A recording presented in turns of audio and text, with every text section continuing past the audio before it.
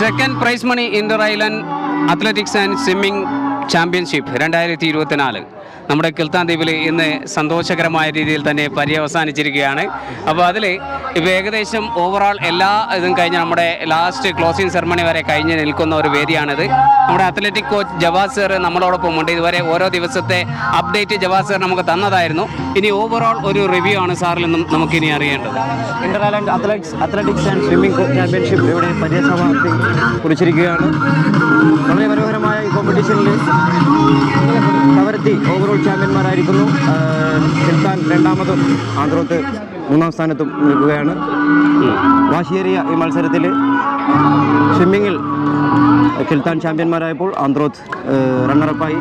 അതേപോലെ തന്നെ അത്ലറ്റിക്സിൽ കവരത്തി ചാമ്പ്യന്മാരായപ്പോൾ കിൽത്താൻ റണ്ണറപ്പായി. ഓവറോളിൽ കവരത്തി, കിൽത്താൻ, ആന്ധ്രോത്ത് എന്നീ നിലയിലാണ് ചാമ്പ്യൻഷിപ്പ് പട്ടമുള്ളത്. തീർച്ചയായിട്ടും വളരെ മനോഹരമായ ഒരു കോമ്പറ്റീഷൻ. 5-6ഓളം മീറ്റ് റെക്കോർഡുകളും വളരെ നല്ല മത്സരങ്ങളും നിറഞ്ഞു നിന്നൊരു ചാമ്പ്യൻഷിപ്പായിരുന്നു. എങ്ങനെയാണ് സാറിൻ്റെ ഒരു വിലയിരുത്തൽ? കഴിഞ്ഞ വർഷത്തെ ഈ അത്ലറ്റിക്സിൻ്റെ മീറ്റ് ഉണ്ടല്ലോ, അപ്പോൾ അതിനെ അപേക്ഷിച്ച് ഈ വർഷത്തെ അത്ലറ്റിക്സ് മീറ്റും തമ്മിലുള്ള ഒരു താരതമ്യം? തീർച്ചയായിട്ടും നമുക്ക് പെർഫോമൻസിൻ്റെ കാര്യത്തിൽ കുറച്ച് കഴിഞ്ഞ വർഷത്തെ ആ പെർഫോമൻസിൻ്റെ ലെവലിലേക്ക് എത്താൻ പറ്റാതെ കൊണ്ട് തീർച്ചയായിട്ടും നമ്മൾ ട്രാക്കിൻ്റെ ഒരു അവസ്ഥ, ഇവിടുത്തെ ട്രാക്ക് നല്ലൊരു പെർഫോമൻസ് നിലനിർത്തണമെങ്കിൽ വലിയ ബുദ്ധിമുട്ടുള്ള ഒരു ട്രാക്കാണ്. കഴിഞ്ഞ വർഷം ആന്ധ്രത്തിൽ അത്യാവശ്യം നല്ല ട്രാക്ക് ആയതുകൊണ്ട് പെർഫോമൻസ് അത്യാവശ്യം നന്നായിരുന്നു. തീർച്ചയായിട്ടും ഒരുപാട് റെക്കോർഡുകൾ പിറക്കേണ്ടതായിരുന്നു. അത്ലറ്റുകളും പെർഫോമൻസും കുറച്ച് നല്ല ലെവലിലേക്ക് വന്നിട്ടുണ്ട്. പക്ഷേ നമ്മുടെ ഇവിടുത്തെ ഗ്രൗണ്ട് സർഫേസ് അതിന് ഒരു തടസ്സമായിരുന്നു. എന്നിരുന്നാൽ തന്നെയും ഉള്ള സാഹചര്യങ്ങൾ വെച്ച് അത്ലറ്റ് സ്വിമ്മേഴ്സ് എല്ലാവരും വളരെ നന്നായിട്ട് കോമ്പറ്റ് ചെയ്തു, നല്ല പ്രകടനം തന്നെ കാഴ്ചവെച്ചു. ഓക്കെ സാർ, ഒരു വലിയൊരു മെഗാ ഇവന്റ് ഇവിടെ പര്യവസാനിച്ചിരിക്കുകയാണ്. എല്ലാവരും വളരെ നല്ല രീതിയിൽ സഹകരിച്ചു. എല്ലാവർക്കും നന്ദി അറിയിച്ചുകൊണ്ട് നമുക്ക് തൽക്കാലം